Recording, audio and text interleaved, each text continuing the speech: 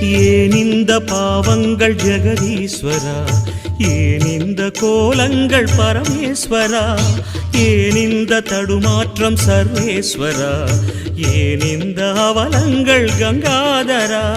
மூன்றாவதாம் உன் கண்ணையே நீர் திறப்பீர் உலகுயவே.